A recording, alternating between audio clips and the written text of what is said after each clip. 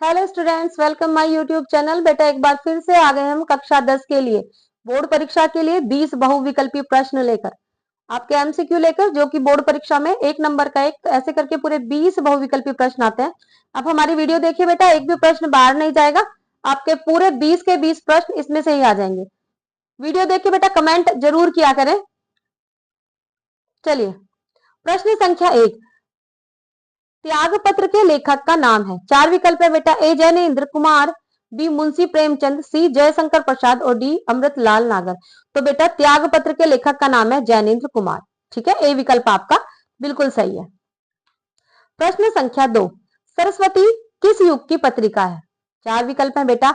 ए भारतेंदु युग की, बी छायावादी युग की, सी छायावादोत्तर युग की और डी द्विवेदी युग की। तो बेटा सरस्वती छायावादी युग की पत्रिका है, सॉरी सरस्वती द्विवेदी युग की पत्रिका है, जिसका संपादन महावीर प्रसाद द्विवेदी जी ने कब किया था?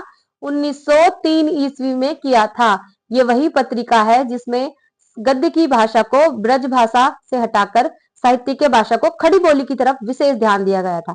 और सरस्वती पत्रिका का संपादन किसने किया था 1903 में? महावीर प्रसाद द्विवेदी जी ने। और यह द्विवेदी युग की ही पत्रिका है। डी विकल्प बेटा आपका बिल्कुल सही है। प्रश्न संख्या 3, चिंतामणि के रचयिता हैं। 4 विकल्प है। ए डॉक्टर रामकुमार वर्मा, बी जयशंकर प्रसाद, सी आचार्य रामचंद्र शुक्ल और डी प्रेमचंद। तो बेटा चिंतामणि के रचयिता कौन है? रामचंद्र शुक्ल। सी विकल्प आपका बिल्कुल सही है। प्रश्न संख्या 4, अभिमन्यु वध खंड काव्य के रचयिता हैं। 4 विकल्प है बेटा। ए मैथिली शरण गुप्त, बी रामधारी सिंह दिनकर, सी राम नरेश त्रिपाठी और डी रामचंद्र शुक्ल। तो बेटा अभिमन्यु वध के लेखक है रामचंद्र शुक्ल। डी विकल्प आपका बिल्कुल सही है। प्रश्न संख्या 5, अजंता के लेखक हैं। 4 विकल्प है बेटा। ए प्रेमचंद, बी डॉक्टर राजेंद्र प्रसाद, सी हजारी प्रसाद द्विवेदी और डी डॉक्टर भगवत शरण उपाध्याय। तो बेटा अजंता नामक पाठ के लेखक हैं डॉक्टर भगवत शरण उपाध्याय। डी विकल्प आपका बिल्कुल सही है। प्रश्न संख्या 6, तुलसीदास किस काल के कवि थे? 4 विकल्प है बेटा। ए आदिकाल के, बी भक्ति काल के, सी रीति काल के और डी आधुनिक काल के। तो बेटा जो आपके तुलसीदास जी थे वो किसके थे? भक्ति काल के कवि, क्योंकि वो किसकी भक्ति किया करते हैं? राम की भक्ति किया करते थे। भक्ति काल के और कौन से कवि थे? याद करिए, कबीरदास थे, सूरदास थे, मीराबाई थी, रहीमदास थे, ठीक है, और तुलसीदास जी भी उनमें से एक थे। और भी बहुत सारे कवि थे, लेकिन इस प्रश्न का आंसर है बेटा आपका बी। प्रश्न संख्या 7, गागर में सागर भरना सुक्ति किस कवि के लिए प्रसिद्ध है? 4 विकल्प है। ए कबीर के लिए, बी तुलसी के लिए, सी सूरदास के लिए और डी बिहारी के लिए। बेटा गागर में सागर भरना जो आपकी सुक्ति है वो बिहारी जी के लिए फेमस है, क्योंकि बिहारी जी की केवल एक रचना है जिसका नाम है बिहारी सतसई। बिहारी सतसई में बिहारी जी ने लगभग 714 के आसपास दोहे लिखे हैं, और उस एक रचना ने बिहारी जी को संपूर्ण रीति काव्य का सर्वश्रेष्ठ कवि सिद्ध कर दिया। इसलिए बिहारी जी की उस रचना को कहते हैं कि बिहारी जी ने गागर में सागर भर दिया। डी विकल्प आपका बिल्कुल सही है। प्रश्न संख्या 8, सुभद्रा कुमारी चौहान का काव्य संग्रह है। ए मुकुल और चित्रधार, बी उन्मादिनी, सी बिखरे मोती और डी इनमें से कोई नहीं। तो बेटा सुभद्रा कुमारी चौहान जी का जो काव्य संग्रह है वो है ए मुकुल और चित्रधार। ठीक है, ए विकल्प आपका बिल्कुल सही है। प्रश्न संख्या 9, अशोक वाजपेयी द्वारा संपादित पत्रिका का नाम कौन सा है? मतलब इनमें से कौन सी पत्रिका है? ठीक है, ए समवेत, बी समास, सी बहुवचन और डी ये सभी। तो बेटा देखिए अशोक वाजपेयी जी ने समवेत भी लिखी थी, समास भी लिखी थी और बहुवचन भी लिखी थी, यानी कि डी विकल्प आपका बिल्कुल सही होगा, क्योंकि ये सारी पत्रिकाएं किसने लिखी थी? अशोक वाजपेयी जी ने ही लिखी थी। प्रश्न संख्या 10, वह मान रक्त का प्यासा था काव्य पंक्ति में मान का अर्थ क्या है? 4 विकल्प है। ए सम्मान, बी अपमान, सी मान सिंह और डी मानो। तो बेटा यहाँ मान रक्त का प्यासा का मतलब था कि वो मान सिंह के रक्त का प्यासा था। सी विकल्प आपका बिल्कुल सही है। प्रश्न संख्या 11, करुण रस का स्थायी भाव है। 4 विकल्प है बेटा। ए निर्वेद, बी भय, सी रति और डी शोक। तो बेटा करुण रस का जो स्थायी भाव है वो कौन सा होता है? शोक। डी विकल्प आपका बिल्कुल सही है। प्रश्न संख्या 12, शब्दालंकार किस पर आधारित होते हैं? 4 विकल्प है। ए अर्थ पर, बी शब्दों पर, सी वाक्यों पर और डी छंदों पर। तो बेटा शब्द अलंकार किस पर आधारित होते हैं? शब्दों पर। बी विकल्प आपका बिल्कुल सही है। प्रश्न संख्या 13, सुनत सुमंगल बैन मन प्रमोद सन पुलक भर, शरद सरोह नैन तुलसी भरे स्नेह जल। इसमें छंद है, इन्होंने बेटा ये पंक्तियां दे दी और वो आपसे पूछ रहे हैं कि इसमें कौन सा छंद है। तो पहली बात तो कक्षा 10 केवल एक बात जान ले कि आपके उसमें केवल कौन सा है? दोहा, सोरठा और रोला। ठीक है, चौपाई भी है लेकिन चौपाई के क्वेश्चन नहीं देखने को मिलते हैं, दोहा, सोरठा और रोला के क्वेश्चन देखने के लिए मिलते हैं। तो मैंने आपको बता रखा है कि जो हमारा दोहा छंद है उस छंद का उल्टा क्या होता है? सोरठा होता है। ठीक है, दोहे का उल्टा सोरठा होता है। आपके इसमें भी 4 विकल्प दिए हुए हैं, अब आपको बताने के इनमें से ये कौन सा छंद है। एक दोहा, बी रोला, सी बरवे और डी सोरठा। तो बेटा ये आपका सोरठा छंद है, क्योंकि देखिए दोहा कैसे होगा? मन प्रमोद सन सन पुलक भर, सुनत सुमंगल वैन, यानी कि ये दोहा है, इन्होंने दोहे की पंक्तियों को उल्टा कर दिया है। तुलसी भरे स्नेह जल शरद सरोवर नैन। ठीक है, अब इन्होंने क्या किया? इसे उल्टा कर दिया, सुनत सुमंगल बैन मन प्रमोद सन पुलक भर, शरद सरोह नैन तुलसी भरे स्नेह जल। और ये क्या हो गया? ये हो गया सोरठा, क्योंकि जब दोहे को उल्टा कर दिया जाता है तो उसे सोरठा बना दिया जाता है।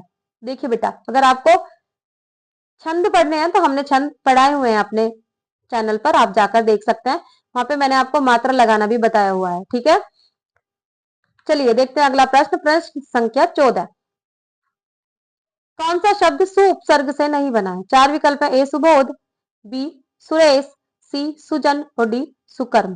तो बेटा देखिए, सु प्लस बोध सुबोध, सु प्लस जन सुजन, सु प्लस कर्म सुकर्म। अब इसमें देखिए आप, सु प्लस रेस, रेस तो हमारी भारतीय शब्द नहीं है, इंग्लिश का शब्द है, ये हिंदी डिक्शनरी का नहीं, इंग्लिश डिक्शनरी का शब्द है। रेस क्या है?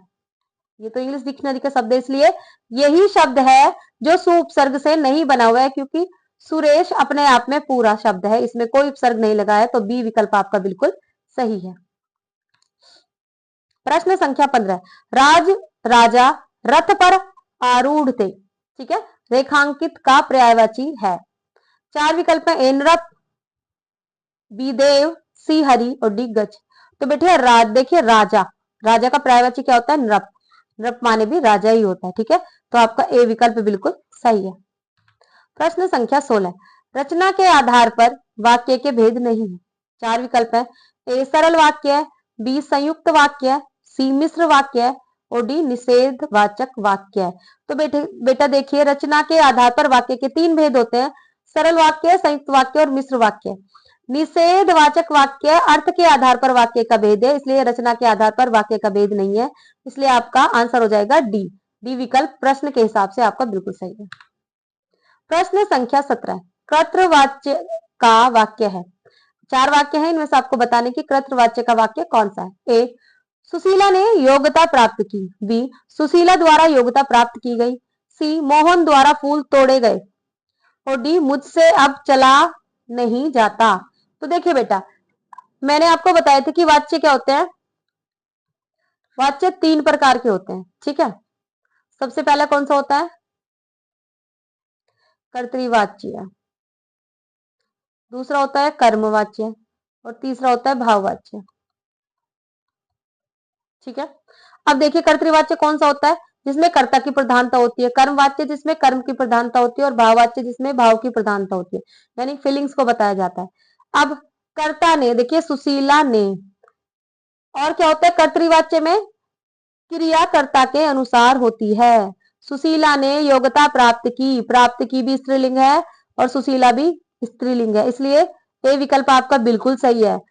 सुशीला द्वारा योग्यता प्राप्त की गई कौन सा हो जाएगा? कर्मवाच्य है। मोहन द्वारा फूल तोड़े गए कर्मवाच्य है। मुझसे अब चला नहीं जाता भाववाच्य। तो आपके कर्तृवाच्य पूछा गया है तो आंसर कौन सा आएगा? सुशीला ने योग्यता प्राप्त की। आप कर्तृवाच्य को ने से भी पहचान सकते हैं और कर्मवाच्य को आप द्वारा से पहचान सकते हैं और भाववाच्य को मुझसे चला नहीं जाता, मुझसे खाया नहीं जाता, मुझसे पिया नहीं जाता। जहां कार्य में असमर्थता दिखाई जा रही हो वहां भाववाच्य आप पहचान सकते हैं। ठीक है, ए विकल्प इसका बिल्कुल सही है। चलिए प्रश्न संख्या 18, मुझे शांति से काम करने दो। रेखांकित का पद परिचय है। 4 विकल्प दिए हुए हैं बेटा।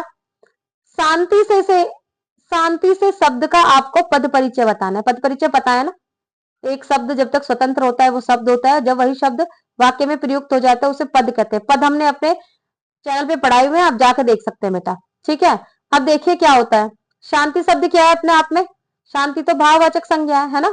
देखिए, भाववाचक संज्ञा स्त्रीलिंग एक वचन करण कारक। ठीक है, जातिवाचक संज्ञा स्त्रीलिंग एक वचन कर्म कारक। सी व्यक्तिवाचक संज्ञा पुल्लिंग एक वचन कर्ता कारक। और डी सर्वनाम स्त्रीलिंग एक वचन कर्ता कारक। शांति क्या है बेटा? भाववाचक संज्ञा। तो हम किससे पहचान लेंगे? पहले तो हम यहीं से पहचान लेंगे, भाववाचक संज्ञा। शांति एक अकेली है, स्त्रीलिंग है, पता चल रहा है, एक वचन है और करण कारक है क्योंकि इसमें से लगा हुआ है ना, कर्ता ने कर्म को करण से। तो ये कौन सा हो गया? भाववाचक संज्ञा स्त्रीलिंग एक वचन करण कारक। ठीक है बेटा, ए विकल्प आपका बिल्कुल सही है। प्रश्न संख्या 19, दोहा छंद के विपरीत छंद होता है। कई बार क्वेश्चन रिपीट हो रहा है बेटा इसका ध्यान देंगे। 4 विकल्प है, ए सोरठा, बी चौपाई, सी रोला और डी कुंडलिया। तो बेटा ये होता है सोरठा। ये विकल्प आपका बिल्कुल सही है।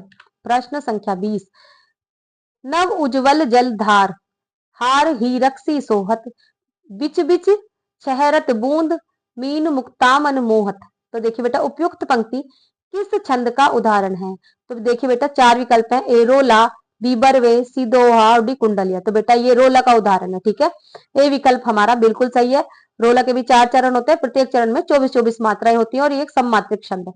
ठीक है बेटा, इस तरह से हमने आपको, यदि आपको छंदों में दिक्कत है तो आप हमारे चैनल पर जाकर छंद पढ़ सकते हैं। इस तरह से हमने आपको पूरी 20 प्रश्न वाली बहुविकल्पी प्रश्नों का ही हमारा दूसरा वीडियो था। अगर आपको पसंद आया तो इसे लाइक करें, शेयर करें और हमारे चैनल को सब्सक्राइब करें। मिलते हैं अगले वीडियो में। नमस्कार।